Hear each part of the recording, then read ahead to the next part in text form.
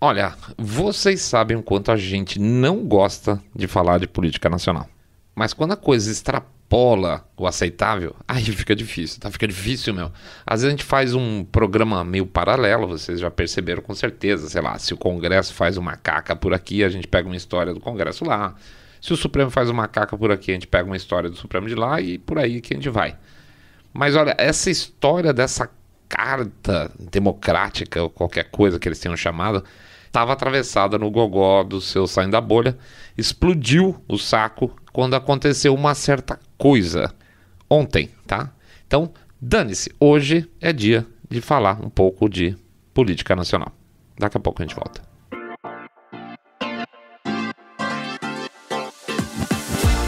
Saindo da Bolha. Menos notícia, mais informação para você.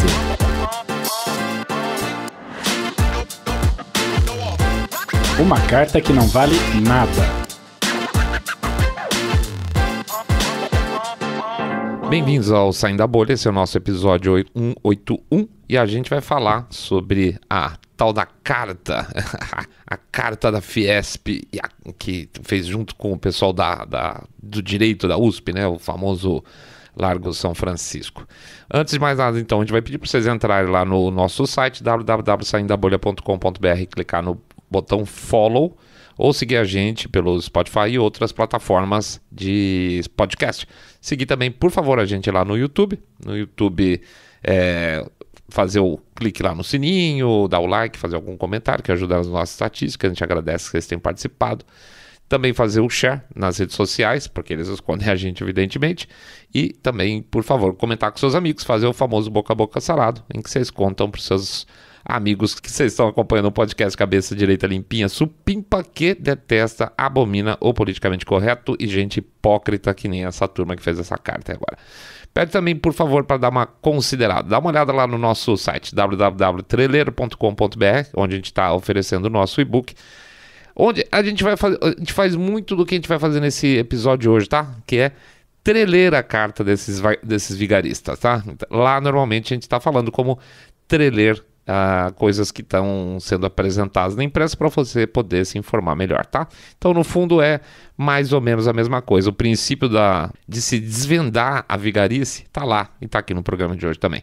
Finalmente, muito importante, tá lá o nosso Pix. O Pix, o código fica nos nossos posts nas redes sociais e o QR Code fica no nosso programa no YouTube durante todo o período, beleza? Então, 1, 2, 5, 10 milhões de reais, gente, pingado não é seco, ajuda muito, é muito importante para a gente continuar nosso projeto, e R$1 por episódio que uma parte da turma faz, a gente agradece muito também, ajuda pra caramba, beleza? Já falamos tudo, livro, papapum, vamos pra frente, vida que segue, hoje o programa tá comprido.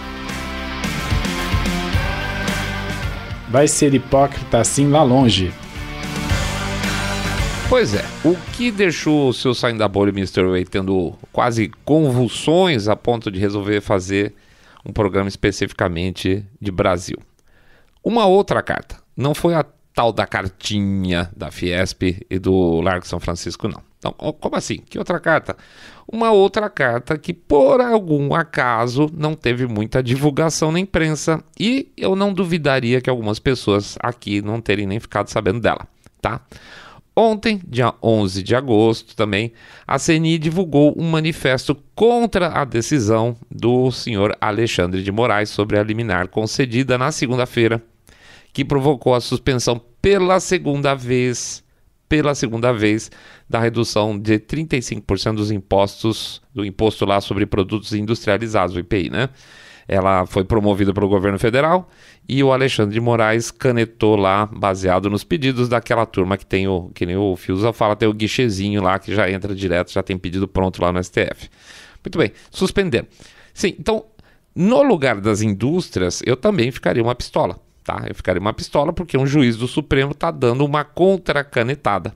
E como quem não quer nada, reduz aí a competitividade do meu negócio, não no meu caso, meu especificamente, porque eu não sou industrial, mas se eu sou industrial, esse cara está reduzindo a competitividade do meu negócio, aumentando o meu preço para o consumidor e de lambuja aumentando a inflação. né? É muito legal. Então, seu saindo da bolha, mas qual o ponto disso aí? O ponto é que a tal da cartinha democrática, que tem o mesmo valor de aquelas mãozinhas de pomba lá do Sou da Paz que eles fizeram, né? Foi promovida por duas instituições, tá? A Faculdade de Direito de São Francisco e a Fiesp, né? Então, a Fiesp que é uma entidade industrial, né? Para ser bastante honesto com vocês, eu sei que a Fiesp, aspas, em grande quantidade, vamos dizer assim, em grande proporção, nesse episódio da cartinha, não representa os industriais do estado de São Paulo de maneira geral. É aquela mesma porcaria de sempre. OAB politicamente não representa os advogados como um todo, né? É o tal do conceito de sociedade civil que a esquerda adora. Ela cria uma entidade ou captura uma entidade conhecida civil e começa a falar em nome desses caras. Eu vou lá e assumo, eu sequestro essa categoria. É a mesma história da Uni, né? Tá bom, que a grande parte do pensamento dos estudantes de ensino superior do país são alinhados com a Uni, aquela porcaria lá, né? Não é o caso, mas eles sequestraram, então fica para eles. Mas se eu sair da bolha nessas entidades de eleição tal, de novo, para com isso, ninguém participa dessas porcarias. Essas associações raramente, principalmente se são sequestradas por dirigentes de esquerda, tão poucos se fudendo, poucos se lascando para a opinião dos seus membros. Eles simplesmente passam a falar em nome deles e tem um aval da imprensa para validar essas opiniões. É um jogo duplo, tá? Um cobre a mão do outro. Eles dizem que falam pelo grupo, a imprensa reforça que eles falam pelo grupo e isso valida o poder deles, não só internamente, mas junto a uma parcela extremamente desinformada da sociedade. Fala, a sociedade civil está contra isso, tá? Mas derivei, desculpa. O fato é que a Fiesp foi uma das organizadoras da tal da cartinha, né? E isso a gente sabe bem, que tem função de dizer que o capital está ao lado do manifesto, vulgo, o capital está ao lado do segundo candidato, não do primeiro, né? E assim, para reforçar que o capital está preocupado com a democracia, tá? Por isso que o capital assinou essa carta, os industriais assinaram. E vamos ver também, por exemplo, além dos industriais e etc, tal, no mercado financeiro, quem que assinou? Vou pegar uma matéria da Folha aqui. Segundo a Folha, assinaram conhecidos, as celebridades do mercado, Armínio Fraga, economista e ex-presidente do Banco Central, Fernando Henrique, Cândido Botelho Bracher, ex-presidente do Itaú, Cláudio Haddad, ex-presidente do INSPER, whatever, José Guimarães Monforte, ex-presidente do Conselho de Administração do BB, do Banco do Brasil, aspas aqui, ele saiu do Banco do Brasil, ele estava nessa administração atual, tá, do Bolsonaro, ele saiu por estar bravo com a interferência do Bolsonaro no banco. Ué, não é? Não deveria ser assim? Engraçado como esse pessoal não gosta, né? Os ministros saem, sei lá, do Banco do Brasil sai porque o presidente fica querendo dizer como fazer as coisas. Pois é, meu querido, ele foi eleito para isso. O que mais? O tal do José Olímpio Pereira, ex-presidente do Credit Suisse no Brasil, banqueirão internacional, tá? Quem mais? Maria Silvia Bastos, ex-presidente do BNDES, na época do Temer, e o Luciano Coutinho, Jesus Cristo, que foi do BNDES da época da Dilma, já imaginou, né? O que mais? Pedro Moreira Salles, de novo, presidente do Conselho Administrativo do Banco Itaú Unibanco. E quem mais? Roberto Setúbal, ex-presidente do Banco Itaú. Itaú. Tá? Então, assim, o mercado representado por ex-funcionários públicos de administrações anteriores, Itaú e mais banqueirões, não gostam estão com medo da perda da democracia, tá? Surpresa o Itaú tá em peso apoiando esse negócio, né? Fiquei chocadíssimo. Mas volto aqui de novo. A Fiesp que teoricamente organizou isso aí, né? Muito bem. Então vamos ver qual manifesto ela, junto com outros sindicatos nacionais industriais, assinaram por causa do Alexandre de Moraes. Esse é o outro manifesto, é o que nos gerou a ira, tá? A gente já estava achando ridícula essa cartinha, e aí apareceu esse outro manifesto aqui, que foi organizado pela CNI. Vamos lá, vou ler para vocês o manifesto da CNI. Aspas. A Confederação Nacional da Indústria, as federações das indústrias, associações industriais signatárias aqui receberam com surpresa e extrema preocupação a recente decisão do ministro Alexandre de Moraes do Supremo Tribunal Federal de suspender a redução das alíquotas do Imposto sobre Produtos Industrializados, IPI, estabelecida no Decreto Federal número 11.158, de 29 de julho de 2022. A decisão, por um trechinho, a decisão liminar do ministro Alexandre de Moraes traz um ambiente de incertezas quanto ao recolhimento do IPI, impacta diretamente na redução dos preços dos produtos ao consumidor, adiciona graves dificuldades à retomada econômica, à redução da inflação e à geração de emprego. Bom, né? O cara fez um trabalhão. A extrema urgência para a retomada da atividade econômica e a queda da carga tributária são indispensáveis para alavancar a atividade industrial, reduzir os preços pagos pelo consumidor e estimular investimentos necessários para o desenvolvimento do país. Vocês vão ver sobre desenvolvimento do país lá para frente. A CNI, as federações das indústrias e associações industriais pedem publicamente uma solução imediata para o impasse criado com a liminar por meio de sua revogação ou da sua derrubada pelo plenário do Supremo Tribunal Federal. Alternativamente, a indústria se coloca à disposição para mediar o diálogo institucional entre o STF e o governo federal na busca de uma solução equilibrada, igualmente imediata, que assegure o diferencial competitivo da Zona Franca de Manaus sem viabilizar a indispensável desoneração fiscal. Assinam a CNI, que é a nacional, e as estaduais, inclusive a Fiesp, tá? Ora.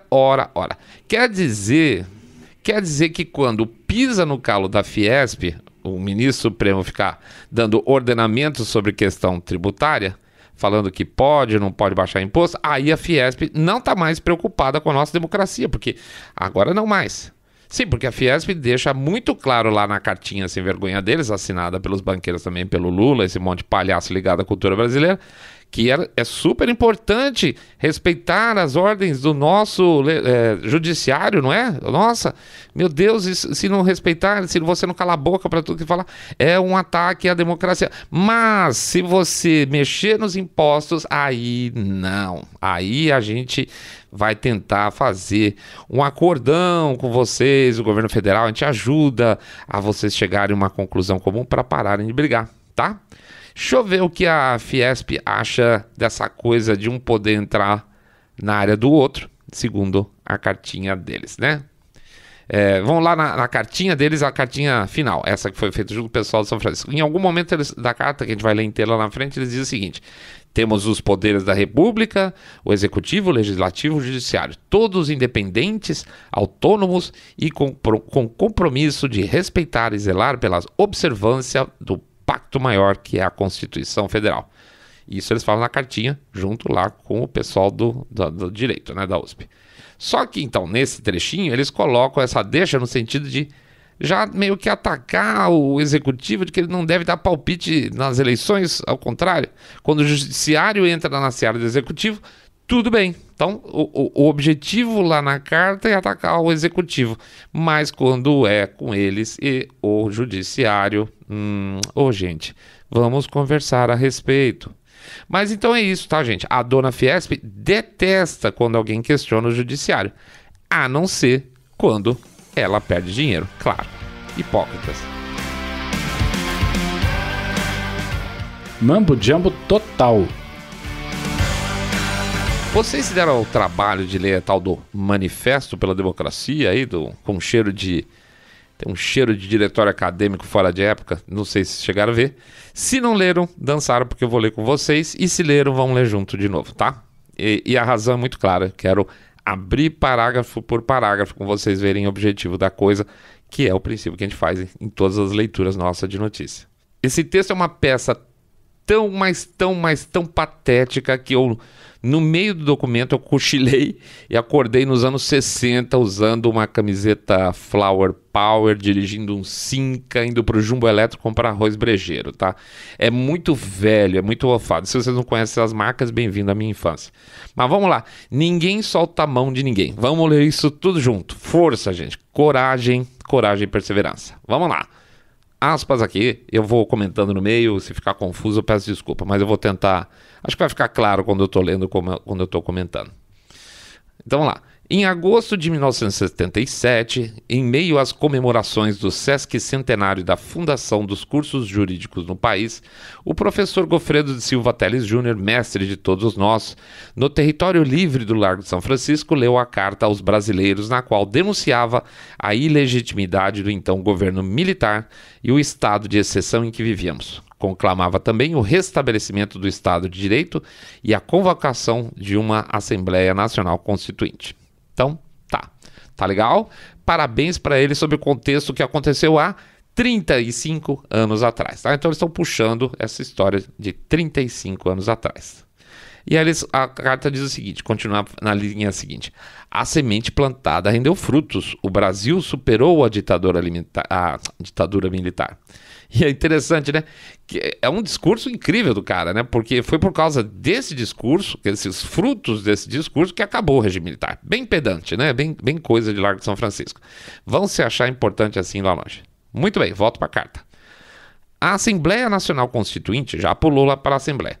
Resgatou a legitimidade das nossas instituições, restabelecendo o Estado democrático de direito com a prevalência do respeito aos direitos fundamentais. Tá ok. Temos os poderes da República, aquele mesmo trechinho que eu lia lá para trás, tá? Temos os poderes da República, o Executivo, o Legislativo e o Judiciário, todos independentes, autônomos e com compromisso de respeitar e zelar pela observância do Pacto Maior, a Constituição Federal. Comento aqui. Repara que fica nisso. Um parágrafo solto, esse que eu li agora, em que eles não falam nada. O Executivo, cada um fazendo a sua parte. Mas eles sugerem que não pode haver interferência nos poderes entre si, mas não acusam, porque são bunda mole, e não olham para o próprio rabo para ver, aspas, as interferências onde, de fato, elas acontecem, tá? Então, eles não acusam, não falam o nome, mas também fica complicado falar o contrário, falar assim, mas tem do outro lado acontecendo, né? Então, para mim, o começo do fim dessa carta é exatamente esse parágrafo. É uma carta de gente covarde que faz manifesto, mas não tem coragem de acusar porque não pode acusar. É isso. Eles têm que ficar associando a administração atual à ditadura, mas não tem como. Então, eles ficam voando em volta, sem culhão de dizer o que eles queriam dizer, mas simplesmente não podem falar, tá? Continuo na carta aqui.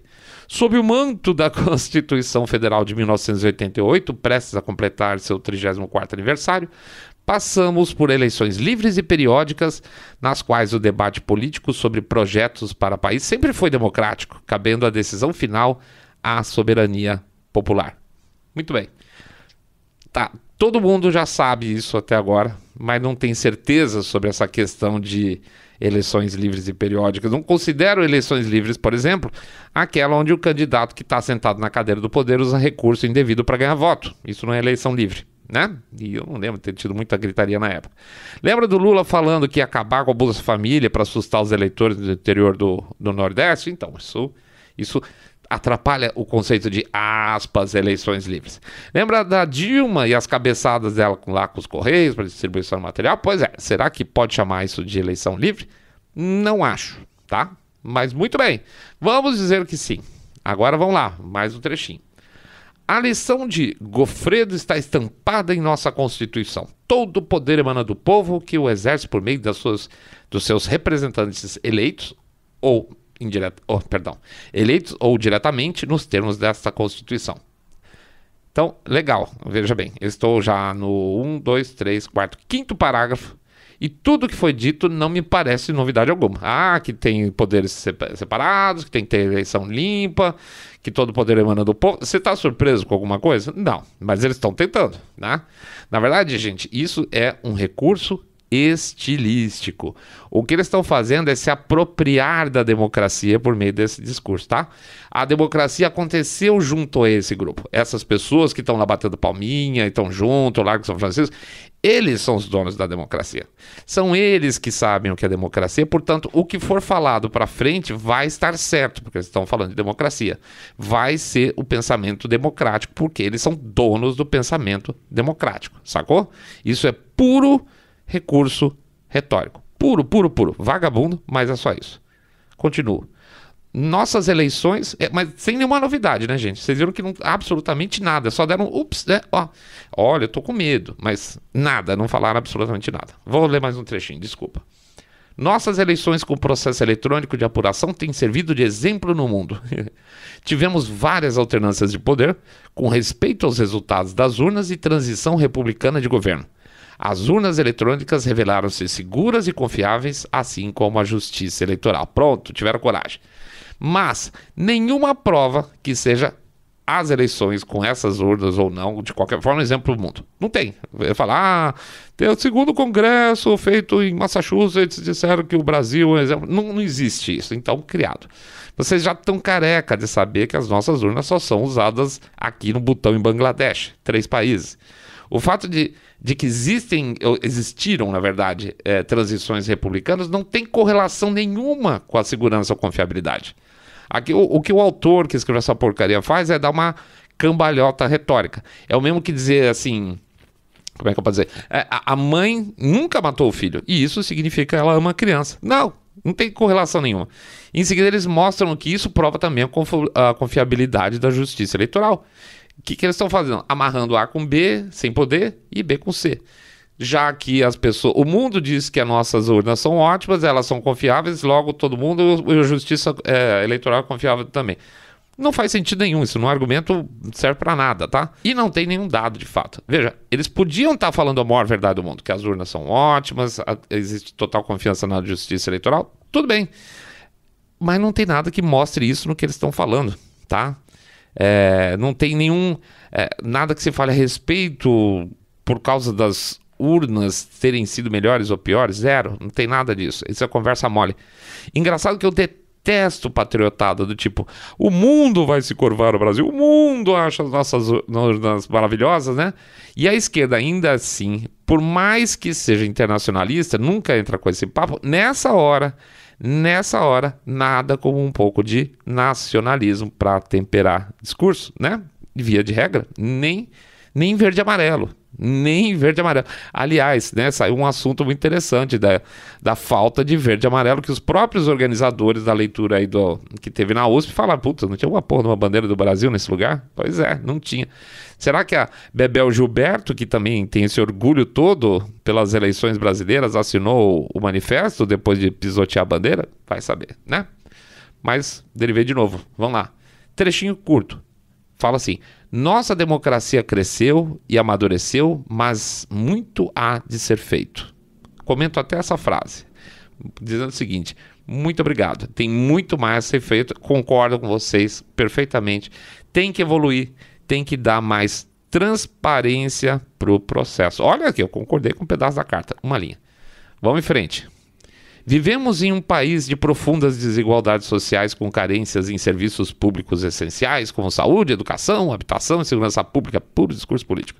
Temos muito a caminhar no desenvolvimento das nossas potencialidades econômicas de forma sustentável. O Estado apresenta-se ineficiente diante dos inúmeros desafios. Pleitos por maior respeito e igualdade de condições em matéria de raça, gênero e orientação sexual ainda estão longe de serem atendidos com a devida plenitude. Tá? Repara mais uma vez aqui a covardia deles. Eles falam o Estado é ineficiente para dar o que as pessoas precisam.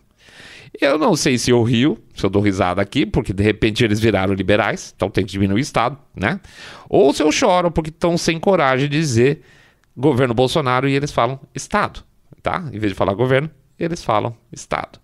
Mas veja, eles não poderiam dizer o governo Bolsonaro, porque as pessoas que assinaram a carta, várias delas são ex-autoridades que trabalharam em governos anteriores, inclusive o senhor Lula, que atentou 24/7 contra a democracia na época do mensalão, o FHC, que é acusado pelos petistas mesmo de ter comprado o Congresso para conseguir a reeleição, a dona Dilma, que destruiu o país economicamente e depois saiu pelas portas dos fundos para fazer um acordão inconstitucional para não perder seus direitos políticos. Então ninguém pode falar nada. Esse é o grande problema. Ninguém pode falar nada. Então eles ficam nesse lenga-lenga. O Estado, existem acusações, certo? Porque se eles falarem o que eles querem, a coisa volta na cara deles, né? E é estranho esses signatários aqui, hein? Porque você falar que o governo não resolveu problemas de segurança, sendo que os governos anteriores ao governo Bolsonaro, inclusive, era muito pior. Você pode repetir isso para praticamente todos os temas levantados: saúde, educação, habitação. É só show de horror lá para trás. Então eles não falam governo, eles falam Estado, tá? E aí? Bom, e aí, então, não quer dizer nada. E nós chegamos no 7º parágrafo de vazio. 7º parágrafo de pasmaceira, de platitude, de vácuo intelectual absoluto. Chegou na metade, será que agora vai? Então vamos ver. Vamos lá, ler mais um trechinho. Nos próximos dias, em meio a esses desafios, teremos o início da campanha eleitoral para a renovação dos mandatos dos legislativos, executivos estaduais e federais. Nesse momento, deveríamos ter o ápice da democracia com a disputa entre vários projetos políticos visando convencer o eleitorado da melhor proposta para os rumos do país nos próximos anos. Ao invés desta festa cívica, estamos passando por um momento de imenso perigo para a normalidade democrática, risco às instituições da República e insinuações de desacato ao resultado das eleições. Opa, agora a gente chegou lá. Imenso perigo, risco às normalidades democráticas e insinuações. Agora sim, vamos ver se sai do canto o macho que escreveu esse texto, tá? Porque até agora esse cara tá escondidinho. Vamos ver se esse macho aparece agora. Vamos lá. Ataques infundados e desacompanhados de provas questionam a lisura do processo eleitoral e o Estado democrático de direito tão duramente conquistado pela sociedade brasileira. São intoleráveis as ameaças aos demais poderes e setores da sociedade civil e a incitação à violência e à ruptura da ordem constitucional. É aí que começou a baboseira. Ataques infundados de quê? Para quem? Acho básico, né? Se você fazer uma acusação grave de que alguém está atacando alguma coisa, no mínimo você tem que dizer quem está atacando, quem está sendo atacado, de que forma? Desacompanhado de provas que provem o quê? Nada ainda, nada. Culhão zero, tá? O Estado democrático tão duramente conquistado. Ai, que trabalheira. Nossa, metade pelo menos desses acéfalos aí que escreveu essa porcaria passou a vida ganhando dinheiro às custas do Estado, que eles chamam de ineficiente. Veja agora mesmo, né? O Supremo dando aumento de 18% para si mesmo durante esse período difícil que, se vocês forem lembrar, na outra ponta tem a famosa narrativa de que as pessoas estão catando lixo para comer. Estão catando osso para comer. Não foi isso que apareceu recente aí na historinha lá na cartilha da esquerda? Estão catando osso para comer. Jornalista reclamando da inflação, mostrando, eu acho que foi Eliane Cantanhede, mostrando mandioca descascada, embalada e cozida por 30 anos. Para pastar, né? Ela deve comprar em algum Santa Luzia da vida. Por favor, mesmo assim, não pode reclamar, esses caras não conseguem reclamar da decisão do Supremo que vai afetar a vida de todos nós, com esses 18% de aumento, porque vai ter uma cadeia enorme de aumento de salário por aí afora. Não pode, porque aí é uma, ruptura da ordem constitucional, não é assim? Pois é, então. Aí fala de violência política onde? Incitação à violência, incitação à ruptura da ordem. Meu Deus, intoleráveis ameaças. Aonde? Por favor, aonde? Volto a essa porcaria. Assistimos recentemente a desvarios autoritários que puseram em risco a secular democracia americana. Está falando lá da eleição dos homens lá de cima. Lá, as tentativas de desestabilizar a democracia e a confiança do povo na lisura das eleições não tiveram êxito. Não tiveram êxito. Aqui também não terão. Macho. Então, vamos lá. Desvarios autoritários quais? Quais? Gente do céu, essa turma que está fazendo cartinha para falar de política americana, será que esse pessoal de direito da USP não acompanhou os processos jurídicos legais que geraram todo esse andamento de análise de que foi válido ou não foi válido na eleição americana? Foi tudo feito dentro, como diz o presidente, das 4 linhas, foram atrás das cortes específicas, algumas cortes foram sabonetadas e pularam fora, mas foi tudo dentro de um processo legal. pedidos da Suprema Corte, o uso da lei para contestação, isso é autoritário onde? O Trump ameaçou tomar o poder que horas, com que fala e em que momento? Onde que esse povo do Largo São Francisco estuda essas coisas? Com o Guga Chakra na Globo News? O que não teve êxito, na verdade, foram as tentativas legais de desmascarar uma enorme quantidade de aberrações, como, por exemplo, pessoas que iam votar sem identificação, até o executivo mudando a legislação sem passar pelos parlamentos estaduais. Isso é ilegal. E veja, lá em cima eles não falam da importância da separação dos poderes para a condição da democracia. Não aconteceu nos Estados Unidos, tá? Mas aí não, né? Ora, vejam só como eles são inteligentinhos. Aí, continuando aqui. Nossa consciência cívica é muito maior do que imaginam os adversários da democracia. Sabemos deixar ao lado as divergências menores em prol de algo muito maior, a defesa da ordem democrática. E aí, quem são esses adversários da democracia, seus covardes? Falem nomes, né? Nomes nada até agora, né? Aí eles continuam. Imbuído do espírito cívico que lastreou a Carta aos Brasileiros de 1977 e reunidos no mesmo território livre do Largo São Francisco, independente de preferência eleitoral partidária de cada um, clamamos às brasileiras e brasileiros, só faltou brasileiros, a ficarem alertas na defesa da democracia e do respeito ao resultado das eleições. Independente da preferência eleitoral, tá? Que é uma piada gigantesca, né? Se eles, nos dois parágrafos, assim, estão falando de adversários, estão falando dessas coisas, óbvio que eles têm um lado.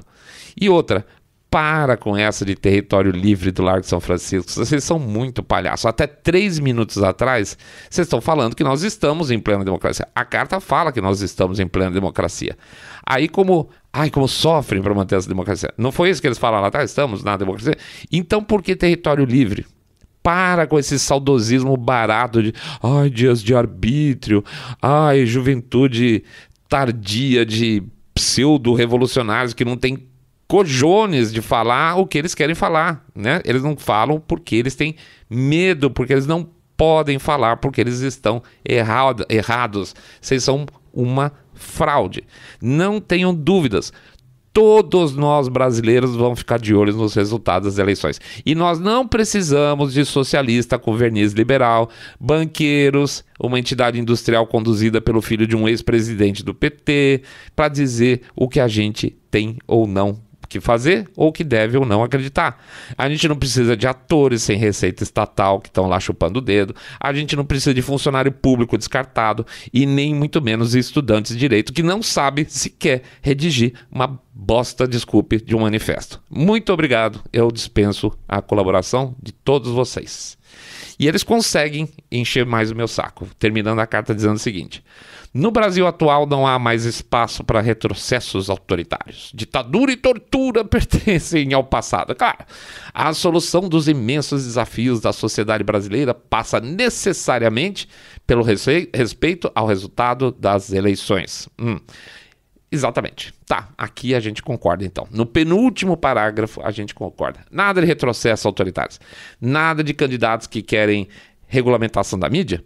Nada de candidatos que querem empresários favoritos com seus bancos, com seus bancos favoritos, com seus tiranetes internacionais favoritos, com suas construtoras favoritas, com empresas de proteína animal favoritas, nada de estatais dando prejuízo. Deixa tudo como está dando lucro, que é de fato agora restituído à sociedade com base na redução de impostos. Aí eu concordo plenamente. Mas não é isso que vocês querem é o Lula, né? Então eu não concordo não, sinto muito. E a carta termina assim: que tristeza.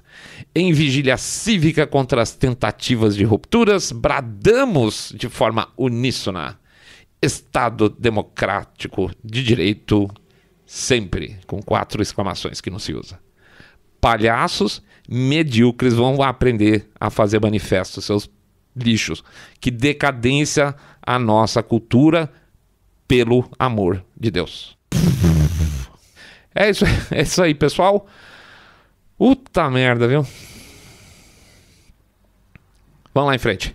Vou pedir para vocês entrarem lá no site www.saindabolha.com.br, clicar no botão follow ou seguir a gente Spotify, Podcast Addict, Google Podcast, Apple Podcasts. Pedir também para vocês seguirem a gente no YouTube, sininho, like, comentário, tá? Importante pra gente. Pede, por favor, também fazer o share do episódio, porque esse tipo de coisa não aparece em lugar nenhum. Pede também para fazer o boca a boca sarado, contando que vocês estão acompanhando o podcast de cabeça direita limpinho supimpa, que detesta, abomina politicamente correto, vagabundo, sem vergonha, socialista, metido a liberal, que tem uma pilha nessa carta aqui. Pede também, por favor, para vocês considerarem o nosso livro lá, o Trailer, onde a gente faz onde a gente procura mostrar aí como fazer a análise de textos de notícia, baseada em um pouquinho como funcionou nesse episódio, mas eu me perdi um tanto. Pois é, Mr. Ray, desculpe.